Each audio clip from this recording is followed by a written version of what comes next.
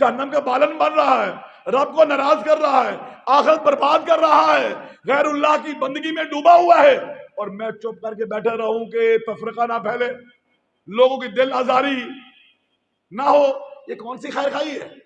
اس کا مطلب ہے ڈاکٹر کے پاس جائیں، حکیم کے پاس جائیں، ان کو کہیں جی دیکھ لو پر ہمیں بتانا نہیں ہے کہ تمہیں کیا ہے، کہیں ہمیں تکلیف نہ ہو۔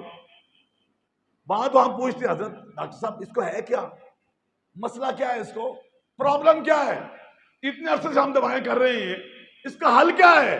وہاں ہم کیوں پوچھتے ہیں؟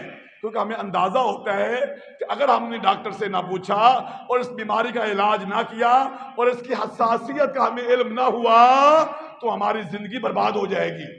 آخرت کی کوئی فکر نہیں ہے، آخرت کا کوئی احساس نہیں ہے، قبر کا کوئی ڈر نہیں ہے، محشر کا کوئی خوف نہیں ہے، جہنم کا کوئی خوف نہیں ہے۔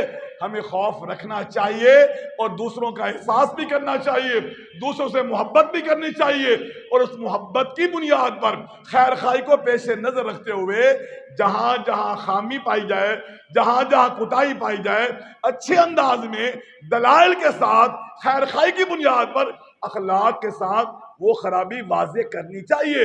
وہاں پر یہ نہیں یار حضرت ایسی بات نہ کرو جس سے معاشرے میں افتراق پیدا ہو، لوگوں کی دل آزاری ہو، جو جہاں لگا ہے لگا رہنے دو۔ یہ آج عجیب سوچ ہے، جو جہاں لگا ہے لگا رہنے دو۔ تو پھر نبیوں کے آنے کی کیا ضرورت تھی جی؟ نبی نہ آتے، جو جہاں لگے رہتے۔ قرآن کیوں نازل ہوا؟ صحابہ نے ماری کیوں کھائی ہے؟ اللہ کے نبی نے روتی آنکھوں کے ساتھ مکہ جیسا شہر کیوں چھوڑا ہے؟ صحابہ ہجرت کر کے مدینہ کیوں آئے؟ میرے نبی نے اپنے پیٹ پر بھوک کی وجہ سے پتھر کیوں باندھے ہیں؟ کبھی بدر کے میدان میں، کبھی احد کے میدان میں اپنے پیارے ساتھیوں کو کیوں شہید کرایا؟ کیوں روتے رہے؟ کیوں آپ ایک ایک کے پاس جا رہے ہیں؟ اور اگر سوچ یہی ہونی تھی کہ جو جہاں لگا ہے لگا رہنے دو۔ اور میرے نبی کو پتا چلا کہ میری خدمت کرتا ہے کہ یہودی بچہ وہ میرے پاس کبھی کبھی آتا ہے، بیمار ہو گیا ہے، وہ نہیں آ رہا۔ اللہ کے نبی صلی اللہ علیہ وسلم اس کے گھر گئے، اس یہودی بچے کے گھر میں گئے، اور جا کر کے جب دیکھا آپ نے کہ وہ تو چارپائی پہ پڑا ہوا ہے اور نظر آ رہا ہے کہ یہ تو مہمان ہے، بچنے والا نہیں۔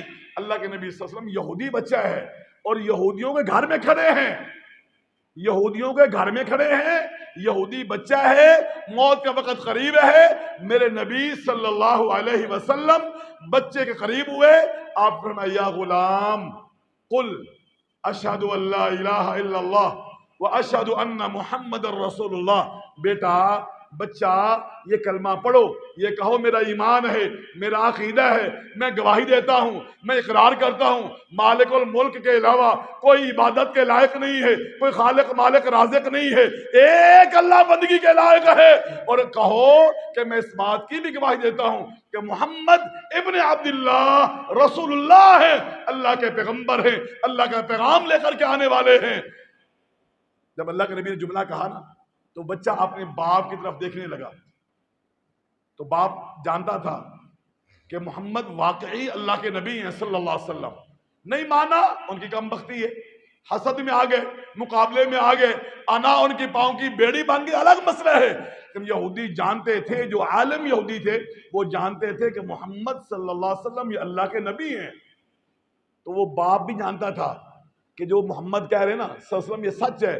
تو جب بیٹے نے دیکھے نا تو وہ باپ بیٹے سے کہنے لگا اطیع ابا القاسم صلی اللہ علیہ وسلم، یہ ابو القاسم محمد جو کہہ رہے ہیں نا صلی اللہ علیہ وسلم، ان کی بات مان لیجئے۔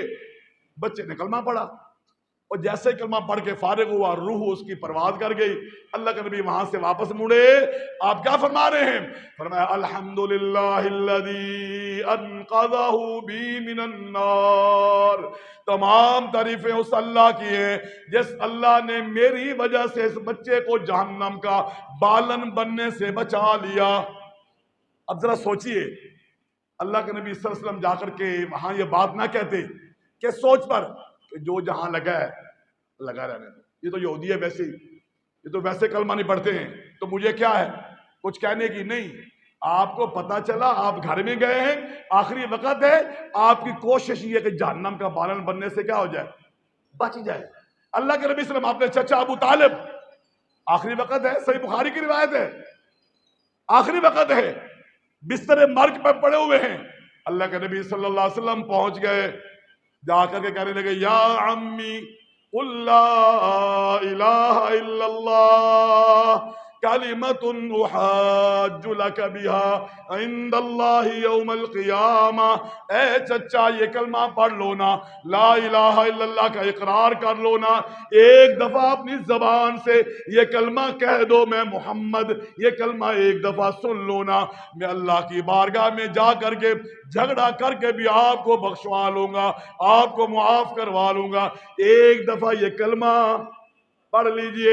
وہیں پر ابو جہل بھی بیٹھا ہوا ہے، دوسرے سردار بھی بیٹھے ہوئے ہیں، کہنے لگے اترغب عن ملت عبد المطلب، اے ابو طالب دنیا سے جاتے جاتے اپنے باپ دادا کے دین کو چھوڑ جا